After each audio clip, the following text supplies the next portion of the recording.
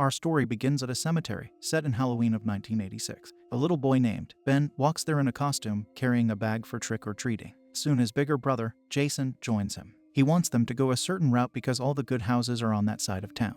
He claims it's also the fastest way. Ben thinks Jason is taking that route to meet a girl named Lisa. Jason says it doesn't matter because Ben will still go trick-or-treating regardless. He'll just be doing it while Lisa is with them. Then Jason starts running and hides behind a grave. He waits for Ben for a few seconds so he could scare him. However, the boy isn't coming around, so Jason comes out and calls Ben. While looking for him, he finds his mask on the ground. This worries him to the point that he starts calling out to Ben even more. After a short while, he hears his brother scream. He checks the area and opens a gate. Then he sees candy on the ground. Suddenly, a girl scares him from behind. It's Lisa, laughing at Jason. Ben is there too, laughing with her. After that, the three of them walk elsewhere. Jason is upset that such a joke was played on him. He doesn't want anyone to know about it. As they walk, Ben tries to go trick-or-treating at a house that Jason tells him he shouldn't go to. He says no one lives there, but Ben claims to have seen someone there. He knocks on the door, accidentally cutting himself on one of its somewhat sharp ornament. We see his blood on the door flow unnaturally before it disappears. It seems to cause the door to open and Ben gets quickly pulled inside.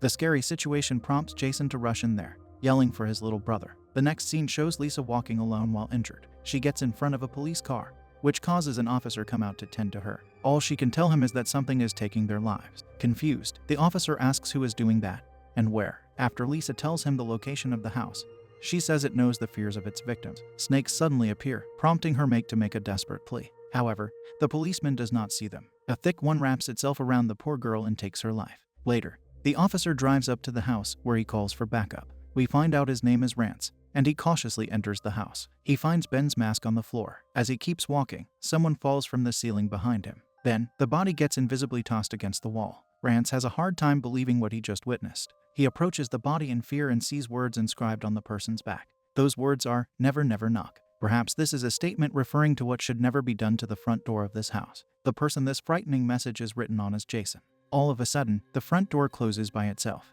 In the next year, kids come to attempt trick-or-treating at this house. We hear over the radio how the murders that happened there were never solved. A decade passes, showing us more kids knocking on the door of the house. The radio warns everyone not to come there to do that. Another decade passes, to show us that knocking on the door of this house has become a local phenomenon. Finally, we land on the year 2017. 3 decades have passed since the house claimed those 3 young people, who would have all been middle-aged now had they survived. At present, we focus on 4 new friends on Halloween Day, talking about a girl named Grace. They are already in costume, ready for the night. The one named Leah talks about Grace, who got into a car accident last year. Sadly, her mother did not survive the crash. The next scene shows us the mentioned girl as she sits in her room, looking at a photo of her with her family. She remembers the car accident. It saddens her that her mom lost her life during that horrific event. Soon, her little sister barges into the room. She is Jenna, who says she misses their mom too. We find out that they at least have a father and he will arrive home very late. This means the sisters will be alone on Halloween night. After a short while, the doorbell rings. Jenna opens the door to see it's Grace's friend, Leah, with her 3 friends. Then Grace comes out in a hippie costume. Jenna is dressed to resemble the devil. After Lee introduces Grace to her friends, a girl named Sydney proposes that they go to the House of Horrors. Alone with Leah, Grace tells her that she's sorry her little sister had to come, but Leah is very understanding of that. Following this, we see all of them at the town's Halloween festival. Being new in town, Grace comments on how they take their Halloween seriously. Shortly after, they enter the House of Horrors. A maniac with a chainsaw comes out to scare them once they are inside. Moving about separately, we watch them have a fun, scary time. In his room, the one named Gavin starts getting truly scared until the girl, Amy, finds him. Afterward, the duo gets discovered kissing by Jenna. This is problematic for Gavin because he is Sydney's boyfriend. They ask her if she's going to say anything about it. The girl tells them she doesn't care. When she leaves, Gavin worries that she might speak about it. This is when Amy tells the boy that Sydney treats him like dirt. She gets upset that he goes after Jenna. Gavin soon finds the rest of the gang. Sydney starts talking about Jenna and Gavin fears what she might say. Lucky for him, she merely says that Jenna wasn't that scared of the place. She also says they should now go to the Never Knock house. So they all start heading there. Leah assures Grace it will be fun. After that, we get a flashback of what happened at the ominous house. This flashback takes place while Jenna, along with her sister, get the grisly history of the Never Knock house from their new friends. Grace has a hard time believing that 3 kids lost their lives there. She asks who took their lives, only to get the answer that nobody knows. Eventually, they arrive at the house, which is now blocked off by a fence. Sydney tells the new girls that one has to knock on the door 3 times while saying never, never knock, to see if the stories are true. However, Grace wants no part in this. She starts taking Jenna home, but the young girl says she's not scared. She runs away and starts climbing the fence that separates them from the house. However, she cuts her hand at the top and the injury is considerably bloody. Since she is on the other side, the rest of the group climbs the fence to join her. Jenna knocks on the door 3 times as she says the 3 magic words Sydney mentioned. She also uses her bloody hand to mark the door. At that moment, Grace starts walking away with Jenna again. It seems she has had enough of this nonsense. Amy gets them to turn around due to her scared voice. They all observe Jenna's blood moving on the door like we previously saw. It causes the door to open, injecting the gang with fear. The reasonable thing to do at a time like this is to run away. Thankfully, that is what the group does. In the meantime, we witness a black monster moving around in the house. Grace yells out to Jenna because she's not with them. Then the door of the house shuts. Following this, Gavin thinks Jenna got scared and ran home. He also thinks someone is messing with them. We learn that it's not the first time they knocked on that door. Yet we know it's their first time knocking on it with blood. Caring for Grace, Leia says she could go in the house with her to look for her sister. But no one wants to go in there. Therefore, the friends walk outside to search for Jenna. Grace picks up the devil's ears she dropped. Subsequently, they enter the cemetery, where they keep yelling out to her. Grace gets a call from her dad. She lies by saying that everything is good. After the phone call, she tells her friends she is going back home. Leia is the first to start going with her and the rest of them join in, though Sydney hesitates the most. Soon, Grace gets a call that says it's from Jenna. However, instead of her sister on the other end, she hears ominous static. Once the call is over, she calls Jenna's phone and hears it ringing in the distance. The plan to go home is cancelled. Now, the group heads to the direction of Jenna's ringing phone. In the next scene, they walk in the woods, where they keep following the ringing phone. It seems like it's always the same distance away from them. Either Jenna is moving by herself, or someone is taking her somewhere. Leia keeps following Grace, while Sydney tells her boyfriend they aren't going. She is scared that the stories about the Never Knock house might be true. She is starting to believe them because of what they witnessed a few moments ago. Amy reassures her they are just ghost stories. Additionally, Gavin holds Sydney's face in his hands to lovingly assure her that Never Knock is not real. In a few seconds, we see how annoyed Amy is with how much Gavin cares for his girlfriend.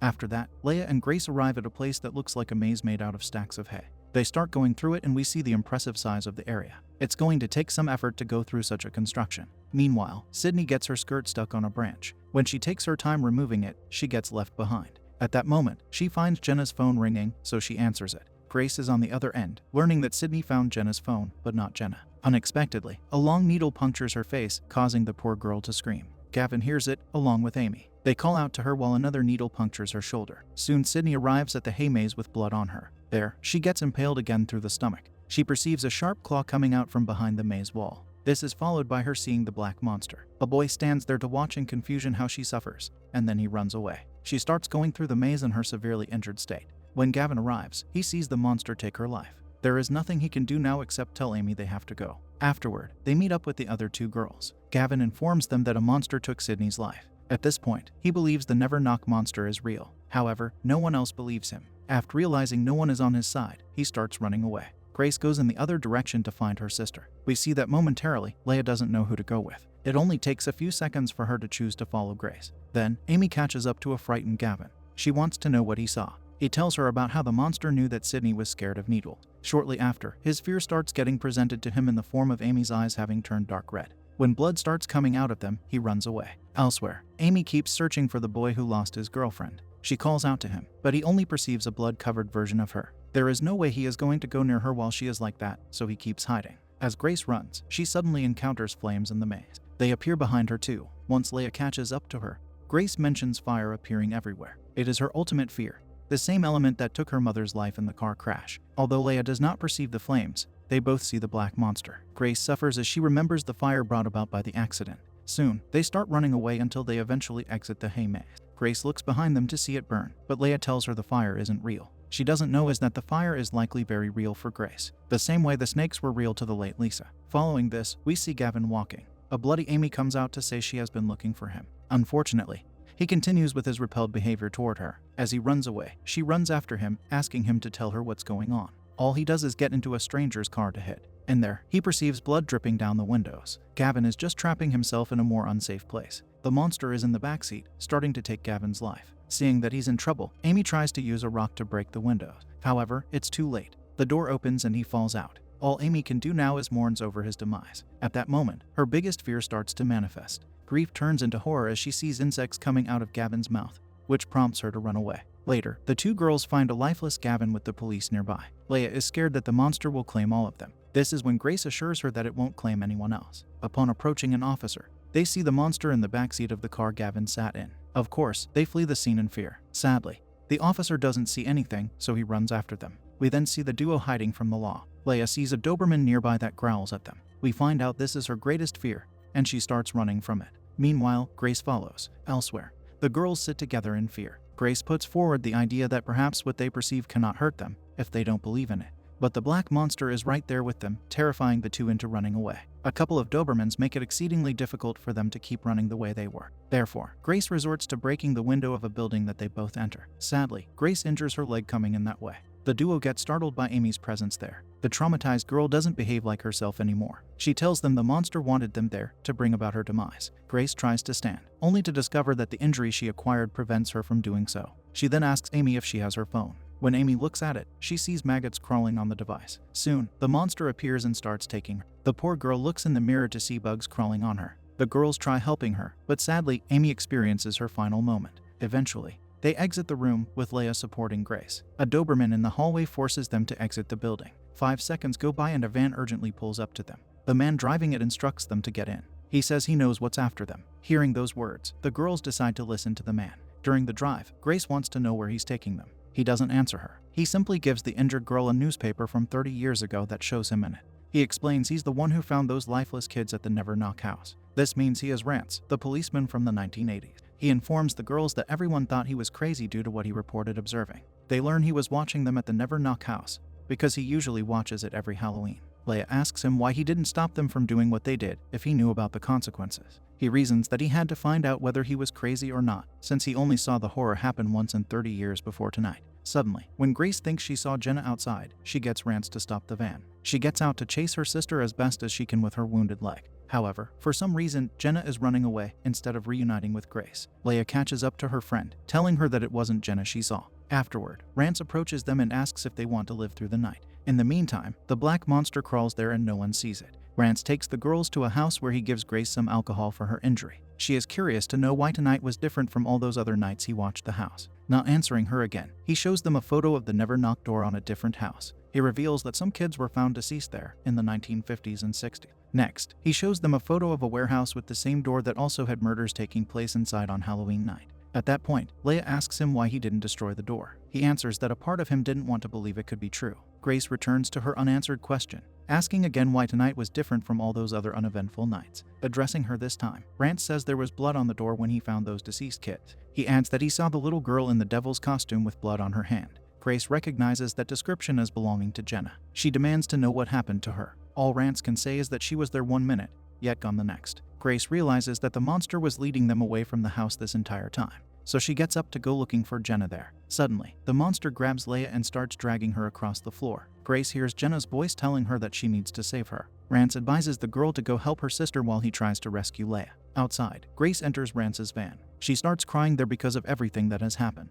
Then her burnt mom appears, asking Grace why she didn't save her. This unexpected appearance scares the girl out of the van. She tries to leave, only to have her mother block her path to say she will lock Grace up. As she starts backing away, she tells herself this image of her mom isn't real. However, Grace bumps into the burnt lady from behind, so she runs away again. Following this, we witness Rance looking for Leia in a room with hanging plastic-covered corpses. She soon shows herself, urging him to help her. The man offers it in the form of giving her a handgun. The poor girl has the worst luck, because she gets dragged along the floor again by the monster. It comes out and Rance says he should not be able to see it. The reason he does is that he was there at the house, watching the kids knock on the door. Everyone that sees the event take place sees the monster. Shortly after, we see how the corpses start ripping through their plastic coverings. One of them manages to grab Rance. We don't see what happens to him next, we only hear his scream. Returning to Grace, she keeps limping with her injured leg. She also keeps telling herself that anything the monster shows her is not real. Hiding in a house proves to be a bad idea, for her mother is there to greet her. The lady grabs her daughter to tell her she has to join Jenna and her. This angers Grace,